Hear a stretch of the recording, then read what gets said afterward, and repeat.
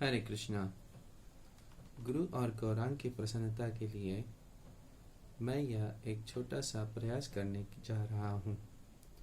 श्रील प्रभुपाद की दिव्य प्रसन्नता के लिए श्रीमद् भागवत की सेवा करने की एक अपनी हृदय कामना, हृदय इच्छा को पूर्ण करने के लिए ये एक छोटा सा प्रयास मैं आप सभी भक्तों की सेवा में प्रस्तुत करने जा रहा हूँ। यहाँ पर मैं श्रीमद् भागवत में भगवान की बताई हुई लीला, गुण, स्वरूप और आदि समस्त ग्रंथों के सार का वर्णन करने का एक छोटा सा प्रयत्न करूंगा। इस प्रयत्न में मैं कभी कभी श्लोक बाय श्लोक या अध्याय से अध्याय या कभी कभी लीला से लीला होते हुए श्रीमद् भागवत के एक एक स्कंद की छोटे छोटे स्वरूप में व्याख्या करने का प्रयत्न करूंगा।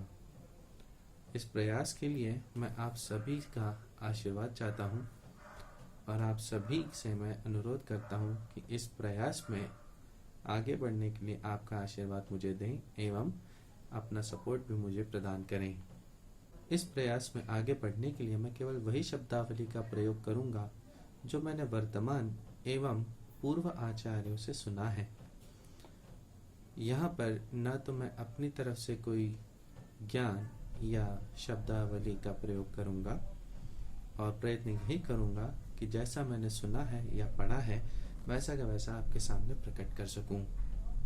आज का जो ये वीडियो है वो केवल एक परिचय है इस छोटे से प्रयास के प्रति, जिसमें मैं आप सभी से केवल यही बताना चाहता हूं कि श्रीमद् भागवत अपने आप में कितना दिव्य महान ग्रंथ है। श्रीमद् भागवत की महानता हम इसी बात से समझ सकते हैं कि पूर्व आचार्य जैसे श्रीमान श्री चैतन्य महाप्रभु ने श्रीमद् भागवत को ही सर्वोच्च ग्रंथ माना है। यह बताया जाता है कि कली के काल में यदि किसी व्यक्ति को संपूर्ण ज्ञान चाहिए, आत्म साक्षात्कार चाहिए अथवा मुक्ति चाहिए या उससे भी श्रेष्ठ भगवान के प्रति प्रेम चाहिए तो उसे शरण लेनी चाहिए श्रीमद् भागवत की। क्योंकि श्रीमद् भागवत में या श्रीमद् भागवत को पढ़ने वाले व्यक्ति में ज्ञान, वैराग्य, तप और भगवान का प्रेम अपने आप उत्पन्न होता है। सभी प्रकार के पुरुषार्थ, धर्म, अर्थ, काम और मोक्ष तो श्रीमद् भागवत पढ़ने से और इसका निरंतर श्रवण एवं कीर्तन करने से प्राप्त होते ही हैं, परंतु उसके परे जो पंचम पुरुषार्थ है भगवत प्रेम, वह भी प्राप्त होता है। और इसका एक छोटा सा उदाहरण हम केवल इस एक कहानी से ले सकते हैं, जिसमें यह बताया जाता है कि एक बार ब्रह्मा जी जब उन्होंने श्रीमद् भागवत के महानता की व्याख्या सुनी, तब उन्होंने अपने मन से ही प्रयास किया, मन से ही सोचा कि क्यों न मैं खुद इस कथन की सत्यता की पुष्टि कर लूं। इसलिए उन्होंने एक तराजू लिया और तराजू के दो पलड़ों में एक तरफ उन्होंने तपस्या, ब्रह्मचर्य, शील, सत्य एवं वैदिक सारे अनुष्ठानों को रखा और दूसरी तरफ उन्होंने श्रीमद् भागवत को रखा।